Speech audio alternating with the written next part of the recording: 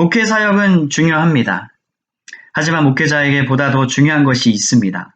목회자 개인 경건입니다. 이것은 훨씬 더 중요합니다. 사역 이전에 여러분 사역자가 살아야 합니다. 이 긴 여정을 사역의 본질과 우선순위를 놓치지 않고 꾸준하게 사역을 지속하고 싶다. 이름과 규모 면에서의 성공은 거두지 못하더라도 설령 주님께로부터 착하다, 충성되다 라고 하는 이러한 인정을 받는 종은 반드시 되고 싶은 것입니다. 여러분 이것은 실제적인 고민이 아닐 수 없습니다. 이러한 때에 필요한 것은 목회자 모델입니다.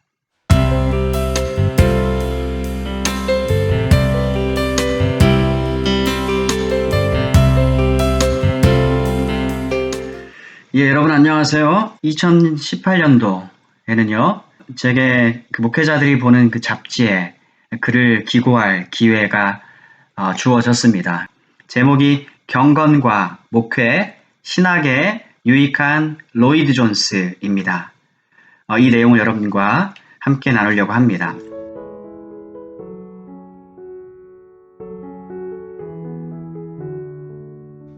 이 마틴 로이드 존스, 1889년에 태어나서 1981년에 소천했습니다.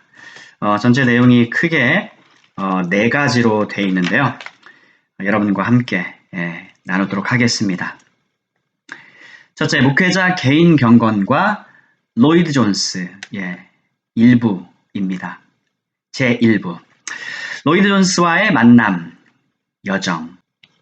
모르긴 해도 집집마다 로이드 존스 책 한 권 정도는 서재에 꽂혀 있지 않았을까 하는 생각을 해봅니다. 전도사 어머니 서재에 로이드 존스의 메일의 묵상이 있던 게 기억이 납니다. 영적 침체. 옛날에는요, 사슴이 시냇물을 찾아라는 제목으로 되어 있었습니다. 오성춘 역. 이 책도 있었습니다. 이 로이드 존스라는 이름을 존 스토트의 얼굴로 연결 지었던 적이 있습니다. 그때는 로이드 존스의 책을 전혀 읽어보지 않았던 때입니다. 단지 이름이 로이드 존스, 부드럽지 않습니까? 그래서 옆집 아저씨 인상을 가진 스토트 목사님 얼굴에 연결시킨 게 아닌가 싶습니다. 로이드 존스와의 본격적인 만남은 그의 성령론을 접하면서 시작이 된 것 같습니다. 이 목회학 석사 과정에서 성령론 과목이 있었는데 2004년도 1학기 수업 시간에 가만히 앉아있기만 해도 왠지 모르게 배가 부르고 마음이 아주 편안해지며 또 성경에 대한 이해도 술술 되어지는 듯한 경험을 가졌습니다.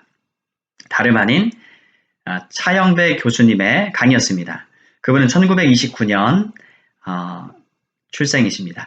다른 교수님들 강의도 좋았지만 그분 특유의 즉 이야기 보따리를 물 흐르듯이 술술 학생들에게로 흘러보내는 강의에 흥미가 더해져 갔습니다. 그 때문에 그분 과목을 이듬해에도 첨강을 하였고 또 이어지는 해에도 시간을 들여 듣게 되었습니다.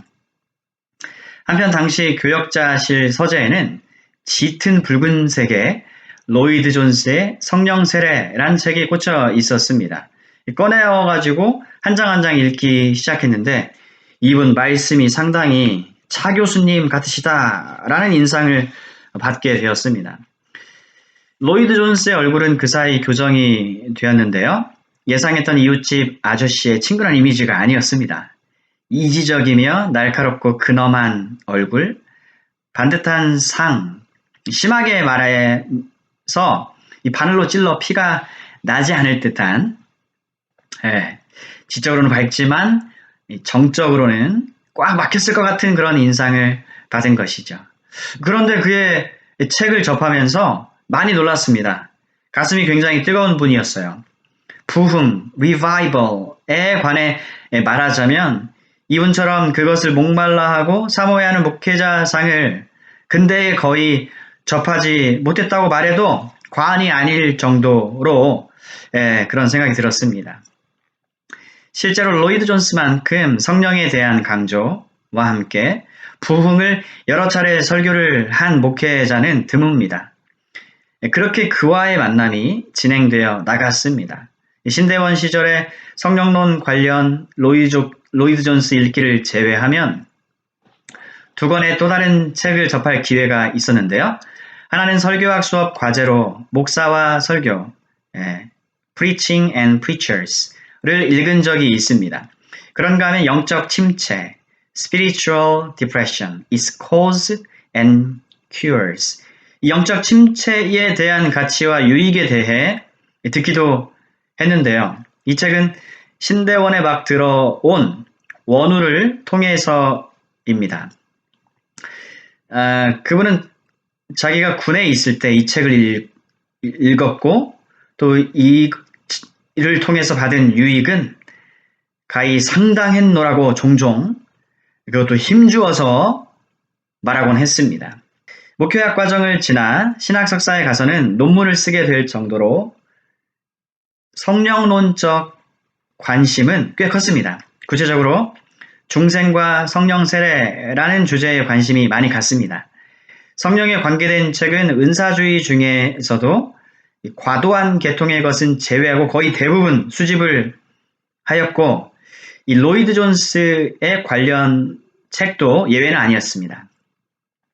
그의 성령에 관한 책들에는 위대한 교리 강좌 제2권 성령 하나님, 또 성령 세례와 성령의 주권적 사역 및 부흥, 로마서 강해 2번, 확신, 로마서 5장에 대한 강해고요. 5번은 로마서 8장에 대한 강해인데 하나님의 자녀란 제목. 그리고 에베소서 강해 1번, 즉 에베소서 1장과 5번, 에베소서 5장. 청교도 신앙, 권위. 권위에서는 성경, 그리스도, 성령을 다루는데 이 주제가 성령. 그리고 성령론, 홍정식 편역. 이건 성령론 모음집인데 등이 있습니다. 논문을 위해 조사도 할 겸 흥미를 가지고 이 로이드 존스를 읽어낸 시간들은 한마디로 달콤했습니다. 은혜로 따뜻하고 행복한 시간들이었습니다. 신학 석사 논문 완성 후에는 새로운 차원의 로이드 존스 읽기가 시작되었습니다. 이전에는 성령론 중심의 편식적인 읽기를 했다면은 이제는 차근차근 그의 책을 읽어 나갔습니다. 잠시 한 가지 언급할 게 있는데 성령론 주제가 아니어도 로이드 존스 설교는 여전히 달콤하였다는 점입니다. 마치 감기 걸렸을 때 콩나물국밥 한 사발을 들이킬 때 느껴지는 그 시원함, 배부름 같은 것이 그의 설교에 있습니다. 영적으로 배부르게 식사한 것 같은 포만감이 있습니다. 그의 책 수집도 자연히 변화를 겪었는데요. 틈틈이 그의 책을 모아 나갔고 로마서와 에베소서 강해 전집, 이건 이제 8권 14권 해가지고 22권이나 되는 건데 별도로 구입할 필요가 없었습니다. 이미 오래전에 교단 선배 목사님이 선물로 제게 물려주셨습니다. 그래서 모으면서 읽었고 휴가 때는 집중적으로 읽었습니다. 로이드 존스 읽기 여정은 2004년도 이래 꾸준히 지속되고 있습니다. 로이드 존스와 또 그와 관련된 책들은 수집돼 왔고요. 근간 서너 권을 제하고 전부를 소장하게 되었습니다. 그와의 만남이 이제 14년 되었습니다. 하지만 아직도 읽을 거리가 많이 남아 있습니다. 살기 위해 섭취한 식사, food for my soul. 아침에 하나님 말씀 읽는 것으로 시작하게 된 것, 하나님의 은혜입니다. 하나님의 선하신 인도하심의 결과로 로이드 존스 읽기를 일과 루틴으로 삼게 되었습니다. 이 새벽 예배 기도가 끝나면 한 곳으로 이동을 합니다. 아는 사람을 만나지 않을 그런 장소죠. 커피를 주문한 다음 로이드 존스를 읽었습니다. 가능하면 챕터 2, 즉 설교 2편을 그 아침마다 소화하려고 했습니다. 그런 다음 이제 집으로 가서 아이들을 학교에 등교시키면 시간이 딱 맞았습니다. 참 하나님께 감사해요. 진리에 대한 사모함과 열정을 주셨습니다. 여러 스승들을 주셨는데 로이드 존스는 마치 개인 교사로 제게 붙여 주신 것 같습니다. 하나님 알아가는 일의 안내자로 성경과 하나님을 깊이 탐험하는 길잡이로 허락을 해 주신 것 같다는 말씀입니다. 아침마다 이 시간을 갖게 해 주셨는데 물어보나 마나 하루 일과 중 가장 달콤한 시간, 흥미진진하며 행복한 시간 중 하나였습니다. 이 시간은 하나님을 더 알고자 하는 열망이 동반된 시간입니다. 하지만 단순히 지적인 탐구를 하는 그 이상의 시간이었습니다. 예배, 송영의 시간, 하나님의 위대하심을 탄복하며 그분의 선하시고 아름다우시고 영광스러우심을 찬양케 됩니다. 나란 존재가 얼마나 미천한가를 실감하며 그런 자에게 감당 못할 놀라운 은혜 베풀어 주심, 택해 주심, 불러주시고 주님 섬기게 하시고 하루하루 알게 하시고 또 알게 될 때 놀라운 영광스러움을 경험하게 해주신 이 모든 일들에 대해 하나님께 참으로 감사하게 되는 시간들로 점철되었습니다. 아멘, 아멘. 아멘이 많이 나오는 시간이고 와를 수차례 외치게 되며 와 하고 입을 벌린 채 다물지 못한 일들이 참으로 많은 그런 시간이었습니다. 내 영혼의 참 양식이 되었던 시간인 것입니다.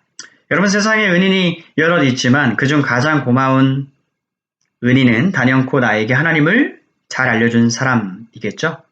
그리스도를 통해 베풀어 주신 하나님의 은혜를 잘 소개해 준 사람이겠죠. 틀림없습니다. 그런 의미에서 본인은 로이드 존스에게 빚진 것이 큽니다.